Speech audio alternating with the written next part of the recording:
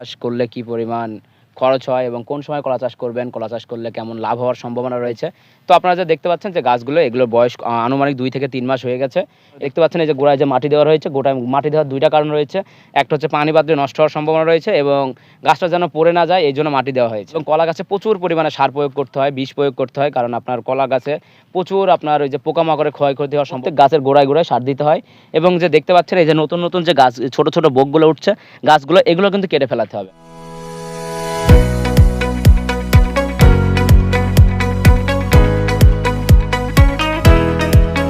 সকলকে জানাই চাষি তথ্য পেজ থেকে স্বাগতম। আমি আপনাদের আজকে কলা চাষ পদ্ধতি এবং কলা চাষ করলে কি পরিমাণ খরচ হয় এবং কোন সময় কলা চাষ করবেন, কলা চাষ করলে কেমন লাভ হওয়ার সম্ভাবনা রয়েছে এবং কলা চাষ কোন মাটিতে করবেন এবং জমি কিভাবে নির্বাচন করবেন, কি পরিমাণ সেচ দেওয়ার প্রয়োজন রয়েছে, এগুলো আমি আপনাদের সাথে শেয়ার করব। তো আপনারা দেখতে পাচ্ছেন এখানে প্রায় ২ থেকে ৩ বিঘা জমিতে আমাদের যে দাদা বড় ভাই রয়েছেন তিনি সাগর কলা চাষ করেছেন, যেটা আমাদের এলাকাতে দেশি কলা বলে অভ্যস্ত আমরা সবসময়। আর সাগর কলা সবসময় আমরা খুব কম লাগানো হয়ে থাকে, কারণ সাগর কলা আপনার হইতে অনেক সময় লাগে।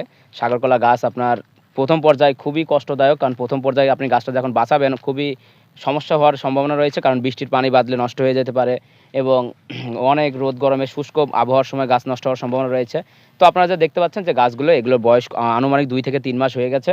এগুলো আপনার ৮ থেকে ৯ মাস তারপর কিংবা ৮ মাস এমন সময়ে আপনার গাছগুলোর মোচা ধরা শুরু হবে, তখন বোক ধরা শুরু হবে। তারপরে আপনি আস্তে আস্তে যখন সার প্রয়োগ করবেন, সেচ দিবেন এবং গাছের সঠিক পরিচর্যা করবেন, গাছের পাতা কেটে ফেলাই দিবেন এবং জমি সবসময় পরিষ্কার রাখার চিন্তা করবেন, তাহলে পরও আপনার দেখবেন কলাগুলো অনেক সুন্দর হবে এবং কলার যে কাঁধিগুলো অনেক বড় হবে। কলার কাঁধি যদি বড় হয় আপনার মনে করেন দাম বেশি পাওয়ার সম্ভাবনা রয়েছে, কারণ আপনাদের দেখবেন পাইকারি অধিকাংশ সাগর কলাগুলো আপনার ৪০০ টাকা ৪৫০ টাকা এভাবে বিক্রি করা হয়ে থাকে। কারণ সাগর কলা যদি আপনি ঢাকা শহরে দেখেন আপনার এক পিস আপনার ১০ থেকে ১২ টাকা বিক্রি করা হয়ে থাকে। তো আপনারা যদি সাগর কলা চাষ করেন অবশ্যই ভালো একটা দোআঁশ মাটি, যেখানে বেলে দোআঁশ মাটি রয়েছে এমন জায়গায় নির্বাচন করবেন, যেখানে আপনার সব সময় মনে করেন একটু মাটিটা উঁচু থাকবে, যেখানে পানি বাঁধার সম্ভাবনা খুবই কম থাকে, সেরকম জায়গা নির্বাচন করবেন। কারণ পানি বাঁধলে গাছ নষ্ট হওয়ার সম্ভাবনা খুব রয়েছে, কারণ এই এক কারণেই আপনারা দেখতে পাচ্ছেন এই যে গোড়ায় যে মাটি দেওয়া রয়েছে, গোটায় মাটি দেওয়ার ২টা কারণ রয়েছে। একটা হচ্ছে পানি বাঁধলে নষ্ট হওয়ার সম্ভাবনা রয়েছে এবং গাছটা যেন পড়ে না যায় এই জন্য মাটি দেওয়া হয়েছে। এবং দেখবেন খুব বেশি বৃষ্টি হলে এবং ঝড় বৃষ্টি হলে পাশে যে বাঁশ দেওয়া হয়, কারণ গাছটা যেন ভেঙে না পড়ে এই জন্য বাঁশ দেওয়া হয়। তো আপনারা যদি সাগর কলা চাষ করেন, আপনার পাশে যারা কৃষি অফিসার রয়েছে কিংবা আপনারা অনেক জানেন, অনেক দিন ধরে যারা চাষ করছেন তাদের সাথে যোগাযোগ করবেন, তাদের সাথে পরামর্শ নিয়ে চাষটা করবেন, কারণ কলা চাষ অনেক লসেও সম্ভাবনা রয়েছে, কারণ কলা চাষ অনেক নিয়মকানুন অনুযায়ী করতে হয়। আপনার প্রথমে যে কলার যে বীজটা নির্বাচন করবেন কিংবা গাছটা যে নির্বাচন করবেন সেটা যদি সঠিক পরিমাণে নির্বাচন করতে না পারেন এবং পরিপুষ্ট নির্বাচন না করতে পারেন, গাছগুলো নষ্ট হওয়ার সম্ভাবনা রয়েছে। এবং কলা গাছে প্রচুর পরিমাণে সার প্রয়োগ করতে হয়, বিষ প্রয়োগ করতে হয়, কারণ আপনার কলা গাছে প্রচুর আপনার ওই যে পোকামাকড়ে ক্ষয়ক্ষতি হওয়ার সম্ভাবনা থাকে। আপনারা দেখতে পাচ্ছেন এই যেগুলো সব রোদে নষ্ট হচ্ছে, এই জন্য আপনার প্রচুর পরিমাণে সেচ প্রয়োগ করতে হবে। কিন্তু এখন যে আবহাওয়া, এখন আমাদের এলাকাতে প্রচুর পরিমাণে বৃষ্টি হচ্ছে, একদিন ২ দিন অন্তর অন্তর বৃষ্টি হয়, এই জন্য সেচের কোনো প্রয়োজন হয় না। আপনি দেখতে পাচ্ছেন মাটি অনেক নরম রয়েছে, শুষ্ক আবহাওয়াটা নাই। এবং যখন গরমকালে যে আপনি চাষটা করবেন এবং মাটি যদি অনেক শুষ্ক থাকে এবং মাটিতে যদি আপনার পানির যে আবহাওয়াটা কম থাকে, পানির আর্দ্রতা কম থাকে, তখন কিন্তু আপনার প্রচুর সেচ প্রয়োগ করতে হবে এবং সেচ দেওয়াটা খুব কষ্টদায়ক বিষয়, কারণ অনেক জমিতে, অনেক বড় জমিতে সেচ দিতে অনেক সময় লাগে এবং অনেক টাকা খরচের ব্যাপার রয়েছে। তো আপনারা নিজে এমনভাবে নির্বাচন করবেন যেখানে আপনার পানি বাঁধার সম্ভাবনা খুব কম রয়েছে, আলো বাতাস আসবে এবং প্রচুর পরিমাণে রোদের সম্ভাবনা পাবেন, রোদ পাবেন, তাহলে গাছগুলো কিন্তু পরিপুষ্ট হবে এবং সঠিক পরিমাণে আপনি সেই কলা পাওয়ার সম্ভাবনা রয়েছে। এবং গাছে সার দেওয়ার নিয়ম হয়েছে। আপনি অনেকে ভাববেন যে গাছে এই যে ফাঁকা ফাঁকা জায়গা রয়েছে এগুলো সার দেওয়া লাগে, এগুলো তো সার দেওয়া লাগে না। আপনার প্রত্যেক গাছের গোড়ায় গোড়ায় সার দিতে হয় এবং যে দেখতে পাচ্ছেন এই যে নতুন নতুন যে গাছ ছোট ছোট বোকগুলো উঠছে, গাছগুলো এগুলো কিন্তু কেটে ফেলাতে হবে, কারণ এগুলো যখন থাকবে তাহলে আপনার সারের যে গুণাগুণটা সব গাছেই তখন নেবে, তখন কিন্তু এই গাছটা সম্পূর্ণ পরিপুষ্ট হবে না। এই জন্য ছোট ছোট গাছগুলো সবসময় কেটে ফেলার চিন্তা করবেন এবং আপনারা এমন একটা জমি নির্বাচন করবেন যেখানে আপনার পানি বাঁধবে না এবং আলো বাতাস পাওয়ার সম্ভাবনা রয়েছে এবং প্রচুর পরিমাণে জমিটা যেন একটু বড় হয় এবং সাইজে বড় হলে কিন্তু আপনার জন্য সুবিধা, কারণ আপনি যদি গাছ অনেক বেশি লাগাতে পারেন আপনি কলার সম্ভাবনা অনেক বেশি পাবেন। এবং গাছ প্রথম পর্যায়ে খুব কষ্ট হয়, প্রথম পর্যায়ে যদি আপনি গাছটা বাঁচাতে পারেন তাহলে কিন্তু আপনারা আর নষ্ট হওয়ার সম্ভাবনা থাকে না। তো আপনারা গাছ এমনভাবে নির্বাচন করবেন প্রথম অবস্থায় যেন পরিপুষ্ট থাকে এবং কোনো ধরনের রোগ বালাইয়ের সম্ভাবনা না থাকে, তাহলে কিন্তু আপনারা সঠিক পরিমাণে আপনার ফলাফল পাওয়ার সম্ভাবনা রয়েছে। এবং কলা কিন্তু আপনারা জানেন ১ বছর কিংবা ৮ মাস ১২ মাস ৯ মাস এরকম সময় লাগে যে কলা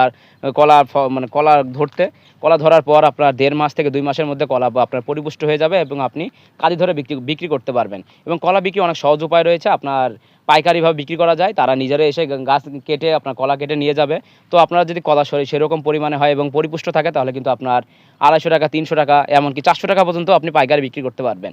এবং খুচরা ব্যাগ বিক্রি করার চিন্তা থাকলে কিন্তু আপনার জমির পরিমাণ খুবই অল্পভাবে লাগাতে হবে, তাহলে আপনি খুচরা বিক্রি করতে পারবেন। কারণ কলা একবার ধরা শুরু হলে এবং পরিপুষ্ট হয়ে গেলে কলা কিন্তু আস্তে আস্তে নষ্ট হওয়ার সম্ভাবনা থাকে এবং পাকার সময় হয়ে যায়। এই জন্য আপনারা এই জন্য আপনারা কলা ধরার সাথে সাথে আপনি ব্যবসায়ীদের সাথে যোগাযোগ করবেন এবং একভাবে বিক্রি করার চিন্তা করবেন। পাইকারি বিক্রি করলে কিন্তু আপনাদের জন্যই ভালো হবে। তো আপনারা দেখতে পাচ্ছেন এখানে প্রায় অনেকটুকু জমিতেই কলা লাগানো হয়েছে। আপনারা দেখতে পাচ্ছেন এই যে পাতাগুলো দেখছেন, এগুলো কিন্তু সব নষ্ট হয়ে যাওয়ার সম্ভাবনা, এগুলো সব পোকা ধরেছে। এই জন্য কিন্তু আপনার কী করতে হবে, বিষ প্রয়োগ করতে হবে, বিষ স্প্রে করতে হবে এবং গাছটাকে সঠিকভাবে পরিপুষ্টভাবে গাছটা বড় করতে হলে আপনার কিন্তু গোড়ায় সর্বদা আপনার এই সপ্তাহে 2 বার কিংবা মাসে 5 থেকে 6 বার আপনার সার প্রয়োগ করতে হবে। আপনারা প্রথম অবস্থায় ভাববেন যে এতবার সার দেওয়া হয়তো অনেক খরচ, কিন্তু খরচ হলেও আপনি যখন ফলাফলটা পাবেন, কলা যখন বিক্রি করা শুরু করবেন, তখন দেখবেন প্রচুর পরিমাণে লাভ। কারণ কলা চাষ অনেক লাভজনক চাষ, এগুলো সবসময় বলে থাকেন কৃষি অফিসাররা এবং যারা চাষ করেন চাষি ভাইরাও সবসময় বলে থাকেন যে কলা চাষ অনেক লাভজনক চাষ।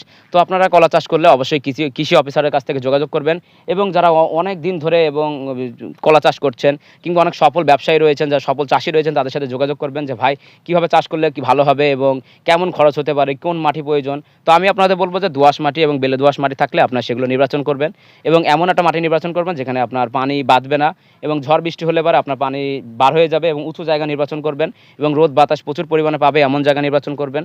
এবং কলার যে প্রথম অবস্থায় যে কলার বীজটা নির্বাচন করবেন সেটা যেন পরিপুষ্ট হয়, কোনো রোগ না থাকে, এরকম জিনিস নির্বাচন করবেন এবং প্রচুর পরিমাণে সার দেওয়ার চিন্তা করবেন।